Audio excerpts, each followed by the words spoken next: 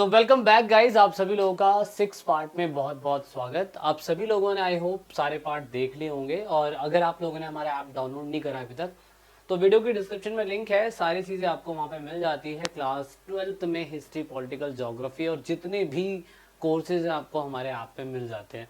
हम बात करने जा रहे हैं आप लोग एंशिएंट अथॉरिटी के बारे में। एंशिएंट अथॉरिटी क्या है, मतलब ये बताने की कोशिश करी गई थी कि इंडस वैली सिविलाइजेशन के अंदर हमें कुछ ऐसी चीजें मिलती हैं जिनसे हमें ये समझ में आता है कि इतने पुराने समय में अगर ये सारी घटनाएं हो रही थी तो इनको कहीं ना कहीं रूल करने वाला या इनको कहीं ना कहीं बताने वाला कोई ना कोई हेड जरूर होगा। और एंशिएंट अथॉरिटी के ऊपर यही फोकस करने की कोशिश करी जा रही है कि इतने पुराने जमाने में क्या पूरा का पूरा इंडस वैली सिविलाइजेशन क्या कोई चला रहा था या नहीं चला रहा था। तो अलग अलग आर्कियोलॉजिस्ट के अलग अलग, मैं कह सकता हूँ कि अपने खुद की राय हो सकती है, क्योंकि उस टाइम पीरियड में अगर हम देखें तो हमें अलग अलग प्रकार की मोहरें देखने को मिलती है, अलग अलग प्रकार के वेट देखने को मिलते हैं, अलग अलग प्रकार के हमें यहाँ पे क्या कहते हैं ईंटें देखने को मिलती हैं, और बहुत सारे ब्रिक्स हैं। सबसे इम्पोर्टेंट चीज़ की नोटेबल थिंग अगर हम देखें तो ब्रिक्स हमें उस मात्रा में मिलती है कि इतने बड़े लेवल पे अगर सेटलमेंट हो रहा था इंडस वैली सिविलाइजेशन पे तो ईंटों का आकार एक जैसा कैसे होगा, इसको बताने वाला कोई जरूर होगा। उसके बाद अगर ये लोग ट्रेड कर रहे हैं एक जगह से दूसरी जगह पे, तो ट्रेड कर रहे हैं तो फिर करवाने वाला कौन है, उनके नियमों को तय करने वाला कौन है, ये सबसे ज्यादा इंपॉर्टेंट बात थी। तो इसी हिसाब से अगर मैं आपको बताऊं कि जम्मू कश्मीर से लेके गुजरात तक इसके बीच में जो यूनिफॉर्म सिस्टम होता था बिजनेस करने का वो कैसा होता होगा, ऐसे बहुत सारे क्वेश्चन इवन दो एनसीईआरटी में जो बताए गए हैं उससे भी अलग क्वेश्चंस हो सकते हैं, जिससे हमें ये पता लगाना है कि क्या पता उस समय समाज में किस प्रकार के लोग रहते होंगे। तो अगर हम इनका लोकेशन देखें तो लोकेशन में हमें पता है कि मे भी हो सकता है कि लेबर जो है इन ईंटों को बनाने के लिए, इनको कंस्ट्रक्ट करने के लिए एक प्लेस से दूसरे प्लेस पे आते होंगे, क्योंकि इतना बड़े लेवल पे अगर सेटलमेंट हुआ है तो बहुत बड़े लेवल पर मिट्टी की ज़रूरत पड़ेगी, मिट्टी से ब्रिक्स बनाने की ज़रूरत पड़ेगी। और अगर इतने बड़े प्लेटफॉर्म, इतनी चौड़ी चौड़ी दीवारें बन रही हैं तो बनाने वाला भी तो कोई ना कोई होगा ना। दैट इज वाई हमें ये जानना जरूरी होता है कि इस टाइम पीरियड पे ये सारी एक्टिविटीज को ऑर्गेनाइज कौन कर रहा था, who organise all these activities, ये सारी गतिविधियां कौन देख रहा था, वो हमें जानने की जरूरत है। तो अलग अलग आर्कियोलॉजिस्ट के अलग अलग आर्ग्यूमेंट्स हो सकते हैं, सेंट्रल अथॉरिटी के हिसाब से अलग अलग आर्ग्यूमेंट हमें देखने को मिल सकते हैं। एग्जाम्पल के लिए अगर मैं बात करूं तो शायद से नो रूलर वहां पे होते होंगे, एक भी रूलर वहां पे हमें देखने को नहीं मिलता होगा।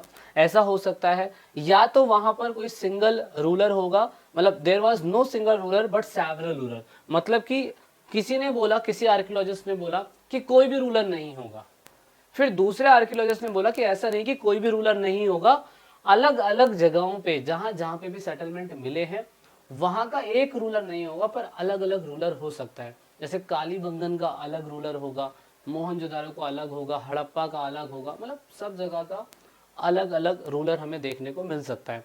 दूसरे हिस्टोरियंस कहते हैं कि मे बी ऐसा हो सकता है कि पूरी कम्युनिटी या किसी स्टेट को चलाने के लिए हम कह सकते हैं कि कुछ सिलेक्टेड पीपल, एंटायर सोसाइटी जो होती होगी, जैसे हमारे इंडिया के अंदर पंच होते थे उस टाइम पीरियड में भी हो सकता है कि कुछ लोकल लोग मिलके क्या पता ऐसा कुछ सिस्टम बनाते होंगे, रूल्स बनाते होंगे।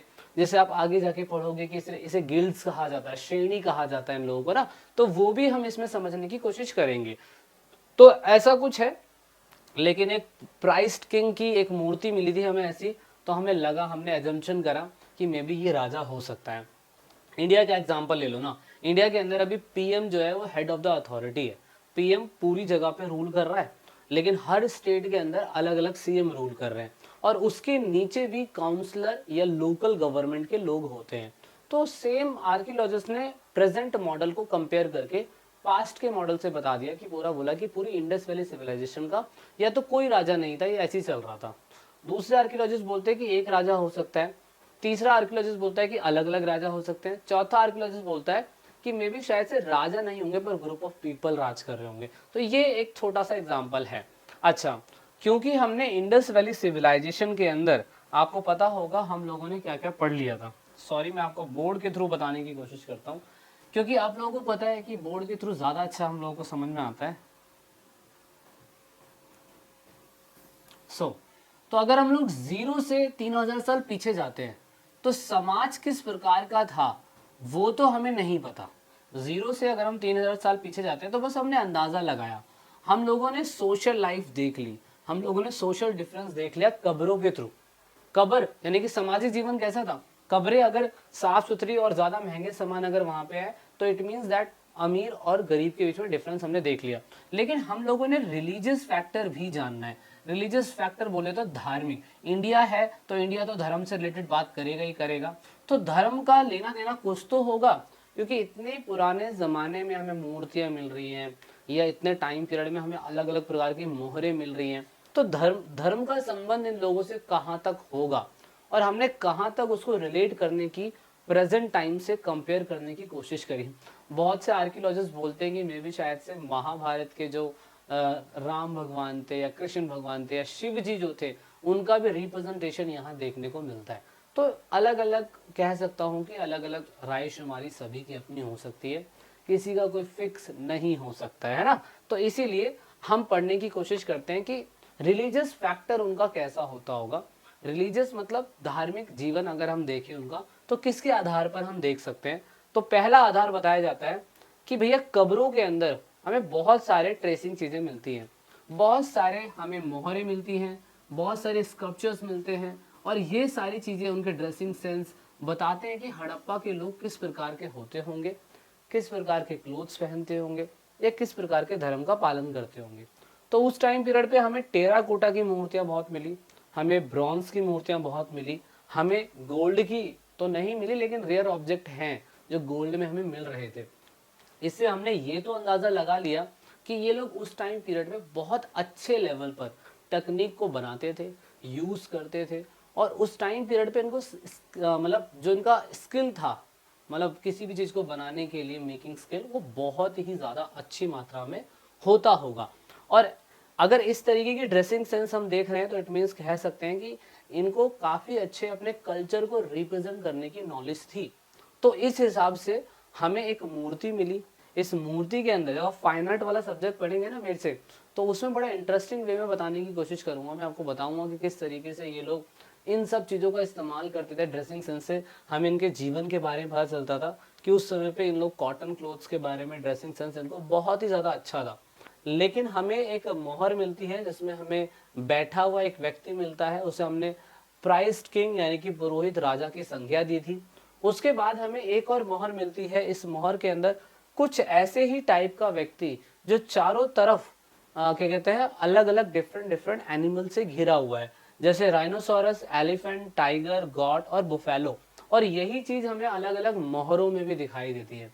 इससे हमें यह समझ में आता था कि अगर ये लोग एनिमल्स को अपने मोहरों के ऊपर लगाते थे तो इट मीन्स इन एनिमल्स का भी कोई ना कोई हेड होता होगा। तो जो योगिक पोस्चर में बैठा हुआ व्यक्ति है उसे इन फ्यूचर में जाकर पशुपति नाम की संज्ञा दी गई थी, क्योंकि जो पशुओं का मालिक होता है उसे पशुपति कहा जाता है। तो ऐसा कहा जाता है कि उस टाइम पीरियड पे क्या कहते हैं योगिक पोस्चर में बैठा हुआ व्यक्ति ही मे भी शायद से सबका हेड हो सकता है या सबका मालिक हो सकता है। और पशुओं की जो रक्षा कर रहा है या पशुओं का जो देवता है उसे ऋग्वेद के टाइम पीरियड में पशुपति बोला गया। और दूसरी बात, इनका रिलीजियस फैक्टर हमें कहाँ से पता चलता है? रिलीजियस फैक्टर हमें कालीबंगन और मोहनजोदारो दो ऐसी जगह थी जहां से तो हमें बिल्कुल सही तरीके से पता चला कि इनका रिलीजियस फैक्टर हो सकता है। कालीबंगन और लोथल के अंदर हमें फायर ऑल्टर्स मिले। फायर ऑल्टर होते हैं अग्नि, जहाँ पे हवन कुंड होता है, यज्ञ होता है। उन फायर ऑल्टर से हमने अंदाजा लगाया कि अगर ये लोग फायर ऑल्टर बनाते हैं तो इसका मतलब तो यही हो गया ना कि लोग यज्ञ करते होंगे। और अगर यज्ञ करते हैं तो किसी न किसी का मंत्र पढ़ते होंगे, किसी न किसी का उच्चारण करते होंगे। ऐसा तो नहीं है कि ये लोग कुछ नहीं कर रहे होंगे, ऐसा है। क्योंकि हमें मोहनजोदारो के अंदर, आपको मैंने प्रीवियस वीडियोस के अंदर बताया हुआ है कि मोहनजोदारो के अंदर हमें जो सीटाडेल है, दुर्ग है, उसमें हमें ऐसे बाथ टब देखने को मिले। ये जो बाथ टब है, इस बाथ टब से हमने ये अंदाजा लगाया कि ये लोग किसी न किसी कल्चर को परफॉर्म करते थे अपने देवी को खुश करने के लिए, अपने देवता को खुश करने के लिए ये लोग ऐसे रिचुअल्स परफॉर्म करते थे। इसीलिए ऐसा कुछ स्विमिंग पूल टाइप बाथ लेते थे ये लोग और उसके बाद फिर अपने जो भी देवता को पूजते थे वो परफॉर्मेंस ये लोग करते होंगे। जैसे जैसे समय बढ़ता चला गया हमने लेट हड़प्पन कल्चर के बारे में डिस्कशन करा और हिस्टोरियंस अलग अलग अपनी राय देते हैं और बताते हैं कि हड़प्पा सभ्यता अगर खत्म हुई तो खत्म होने का क्या कारण हो सकता है। तो अलग अलग आर्कियोलॉजिस्ट ने अलग अलग बातें बताई, जैसे क्लाइमेट चेंज हो सकता है, जलवायु परिवर्तन, वनों की कटाई हो सकता है, बहुत बड़े लेवल पे बाढ़ आना हो सकता है। तो बाढ़ आने का एग्जाम्पल तो एनसीईआरटी बताती है, और पिक्चर के अंदर मोहनजोदारो मूवी अगर आप देखेंगे तो उसमें भी ये रीजन दिया हुआ है। Over use of the land, जमीन का बहुत बड़े स्तर पे इस्तेमाल हो जाना। आर्यंस की थ्योरी रिसेंटली आई थी कि आर्यंस लोग कहते हैं कि मे बी हड़प्पा वासियों के ऊपर अटैक करने वाले लोग यही थे, और पूरी तरीके से इनकी सभ्यता को खत्म करने वाले लोग यही थे। तो ये है। दूसरा, shifting and drying of the river, या तो जमीन पानी का मोड़ बदलाव हो जाना, जहाँ पे लोग रहते होंगे वहाँ पे पानी का मोड़ अलग हो गया होगा, तो पानी सूख गया होगा। पानी सूख गया तो ऑफकोर्स सूखा पड़ जाएगा, एग्रीकल्चर नहीं हो पाएगा।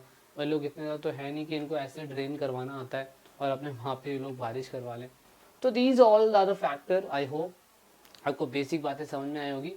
वीडियो के नेक्स्ट पार्ट, तो दोस्तों अब सभ्यता जो थी इतनी लंबे समय के बाद ढूंढने को हमें देखने को मिली, क्योंकि इतनी पुरानी सभ्यता है। और कोइंसिडेंट, जैसे मैंने आपको वीडियो के पहले पार्ट में बताने की कोशिश करी थी कि वो सभ्यता कोइंसिडेंट मिली, क्योंकि रेलवे लाइन वहाँ पे खुद रही थी, और उसके बाद चलो आर्कियोलॉजिस्ट सर्वे ऑफ इंडिया ने कुछ समझा और देखा कि भाई मतलब इतनी पुरानी ईंटें और इस तरीके का स्ट्रक्चर अगर कहीं मिल रहा है बहुत बड़ी मात्रा के अंदर, तो मे भी शायद से कुछ नया हो सकता है, और इसीलिए इसको ढूंढने की शुरुआत हो गई थी।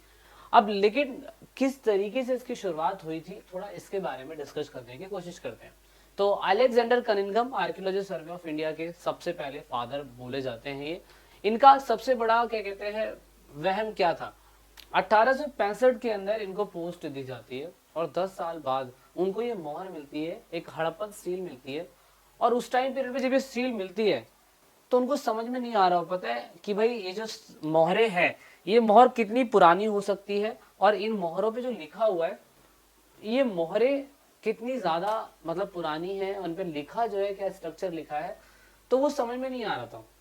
तो उन लोगों ने क्या करा, उनकी टीम ने मिलके इसको स्टडी करने की कोशिश करी, और उन्होंने कहा कि इंडिया के अंदर सबसे पुराने टाइम पीरियड पे अगर किसी ने कुछ लिखा था तो वो आर्कियोलॉजी सर्वे ऑफ इंडिया ने बताया कि चाइनीज ट्रैवलर इंडिया के अंदर आते थे, और उन्होंने कुछ ना कुछ इंडिया के बारे में लिखा था, और वो लिख के चले गए थे। तो मे भी शायद से उनके रिकॉर्ड में ऐसी कोई भाषा दर्ज हो, तो उन्होंने उसको ही मैच करा, पर वो नहीं मिला।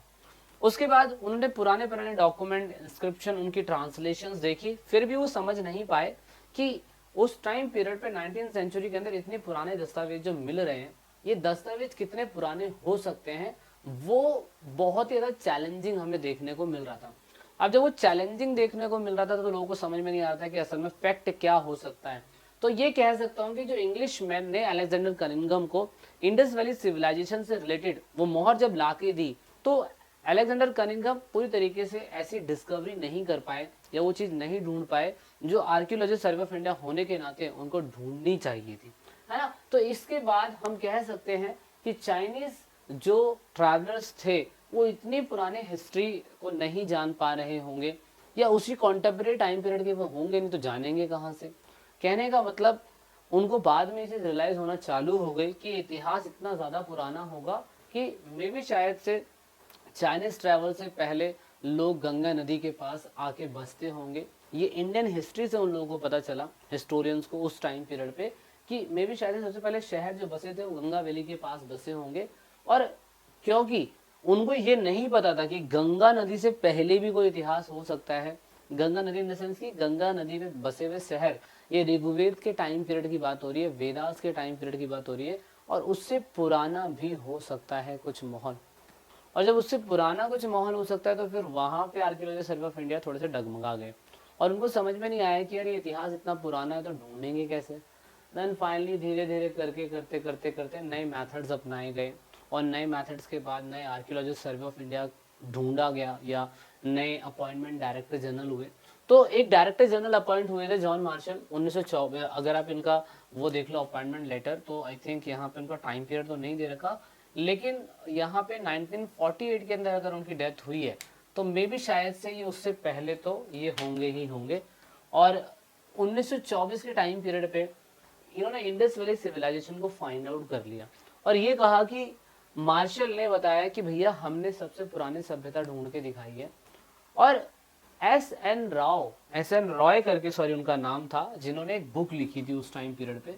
और एस एन राव रॉय जो है उन्होंने एक बुक लिखी थी। कमेंट में ज़रूर बताइएगा मुझे कि बुक का नाम क्या था। आपके एनसीईआरटी के अंदर है तो आप फाइंड आउट कर सकते हैं कि बुक का क्या नाम होगा। जब ये बुक का मतलब जब उन्होंने ये बुक छापी तो जनता को पता चला, पूरे इंडिया को पता चला कि हड़प्पा सभ्यता सबसे पुरानी साइट है, जो दुनिया की सबसे पुरानी साइट है। उसके बाद मोहनजोदारो, लोथल, कालीबंगन, धोलावीरा, ऐसे बहुत और प्लेसेस को ढूंढा जाने लग गया, लेकिन सबसे पहले हड़प्पा ढूंढा गया। और वहाँ पे दयाराम साहनी पहले व्यक्ति बने जिन्होंने मोहरों को, वैसी कुछ सिलेक्टेड मोहरों को ढूंढ के निकाला, जो अपने आप में दुनिया का सबसे बड़ा टर्निंग पॉइंट साबित हो सकता है। अच्छा, तो यहाँ पर एक छोटा सा वीक पॉइंट जो आपका क्या कहते हैं जॉन मार्शल का था, वो था कि जब भी वो एक्सकवेशन करते थे, खुदाई करते थे, तो वो हॉरिजॉन्टल फॉर्म में करते थे, जैसे हम क्षैतिज इकाई बोलते हैं, यानी कि खुदाई करते समय बिल्कुल सीधा सीधा खोदते रहना, सीधा सीधा खोदते रहना। ये सबसे बड़ा लूप होल उनको बोला जाता है कि उनको हॉरिजॉन्टल नहीं खोदना चाहिए था।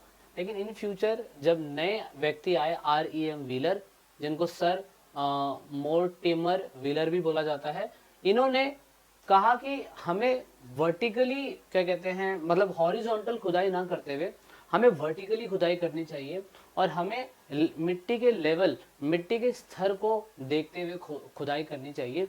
ये इन दोनों के काम में डिफरेंस है, मेन डिफरेंस है। फाइंड आउट करेंगे हिस्ट्री में तो आपको और ज़्यादा मिल सकता है, ठीक है। उसके बाद अब लास्ट पार्ट ये है हमारा कि जब आर्कियोलॉजिस्ट किसी भी इतिहास को क्रिएट करते हैं, तो इतिहास को क्रिएट करते समय उनके सामने कौन कौन सी प्रॉब्लम्स देखने को मिलती है। तो प्रॉब्लम मैं कह सकता हूँ कि वो अभी तक टिल डेट तक ऐसी भाषा में लिखी हुई लिपि जो है आज तक फाइंड आउट ही नहीं कर पाए कि क्या लिखा हुआ है। दूसरी बात, मटेरियल जो उनको आर्कियोलॉजिस्ट को मिलता था वो हड़प्पन लाइफ से, मतलब हड़प्पन की जीवन से कैसे रिलेट कर पाएंगे, ये काफ़ी हद तक कहीं कहीं अंदाज़ा ही लगा। बहुत सारे आर्कियोलॉजिस्ट को बहुत सारे आर्टिफैक्ट मिले, बहुत से टूल्स मिले, ऑर्नामेंट्स मिले, और वो किस तरीके से कौन से रिचुअल्स में यूज होते होंगे वो भी अंदाज़ा लगा पाना बड़ा मुश्किल होता था डिस्कवरी करने के लिए।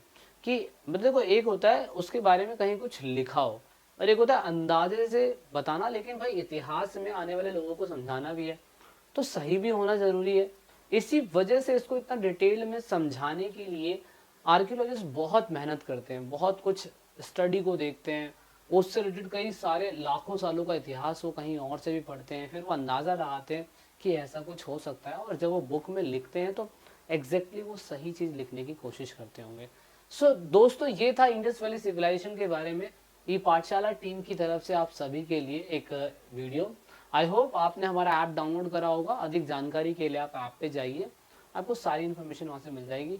So this is it in this video. जय हिंद, जय भारत, वंदे मातरम, भारत माता की जय।